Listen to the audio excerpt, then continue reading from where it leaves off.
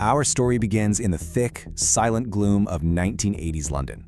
The clock strikes exactly 3 a.m. Now, you might know this as the witching hour. It's that precise moment when everyone else is fast asleep and the dark corners of the world belong to things, well, things completely unseen by human eyes. Inside a bleak, shadowy orphanage, a 10-year-old girl named Sophie lies wide awake. You see, she suffers from chronic insomnia, making it nearly impossible for her to rest. So while all the other children are soundly knocked out in their beds, Sophie wanders those creaking hallways. She locks the front doors, checks the mail, and just keeps a lonely watch over the quiet, dreary house. Chapter 1. The Witching Hour.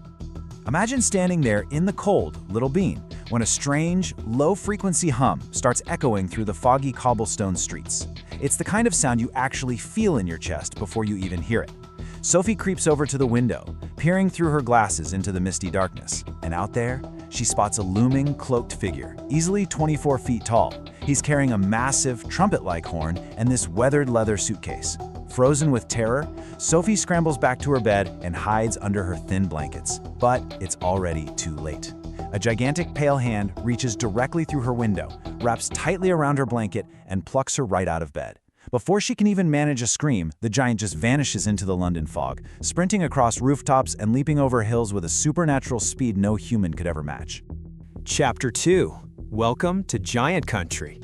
So, Sophie awakens far, far away from London, arriving in this massive, dimly lit cave.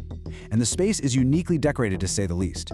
It's filled with actual sailing ships that have been converted into giant beds, towering wooden shelves packed tight with glowing glass jars, and all sorts of bizarre handmade machinery. Naturally, sitting in the palm of a giant's hand, little Sophie is absolutely terrified. I mean, she fully expects to be eaten on the spot.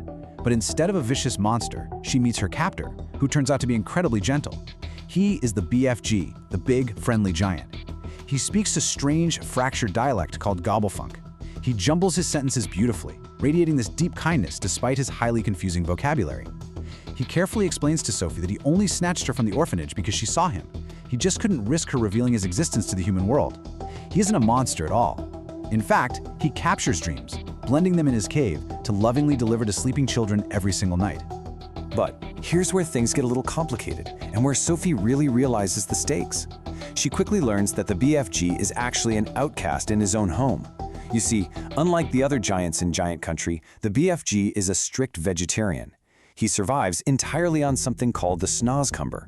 This is a profoundly foul, bitter, wart-covered vegetable, and it is his absolute only food source, a sacrifice he makes entirely because he absolutely refuses to eat human beings.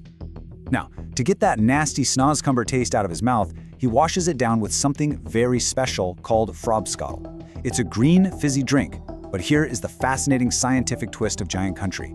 The bubbles in frobskottel go down instead of up. Drinking this leads to what we call whiz poppers, which are, well, explosive, joyful bursts of flatulence. It's a hilarious, soaring moment of sheer joy in an otherwise gloomy, lonely cave, and it really shows Sophie that she has found a true friend. However, Sophie is still in mortal danger. Just compare our gentle 24-foot vegetarian to the other residents of Giant Country. There are 9 much larger, brutal giants who live outside the cave, and they stand over 50 feet tall. They're led by the terrifying flesh lump eater, who suddenly storms right into the BFG's cave, sniffing around for a human snack. Sophie barely manages to hide inside a hollowed-out snozcumber to survive the intrusion. And while the BFG manages to trick the dim-witted beast into leaving, this terrifying close call makes it painfully clear that Sophie is in constant danger every single second she remains there. Chapter 3. The Magic of Dreams. To keep her safe from the roaming flesh lump eater and to show her the true beauty of his solitary world, the BFG safely tucks Sophie into his pocket and takes her away to the birthplace of his magic, Dream Country. They arrive at a mystical, shimmering tree surrounded by a gently glowing lake, where dreams literally float through the humid air like colorful, sentient fireflies. Here he shows her his life's work. He expertly catches a beautiful golden fizzwizard, which is a wonderful, joyous dream.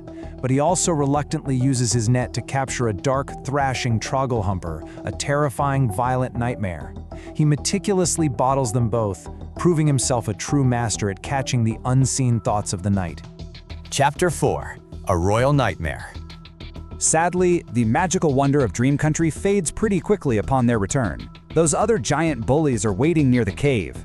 They cruelly toss the BFG around like a ragdoll and completely destroy his beloved dream-catching equipment. And worse still, during the chaotic bullying, they find Sophie's dropped blanket.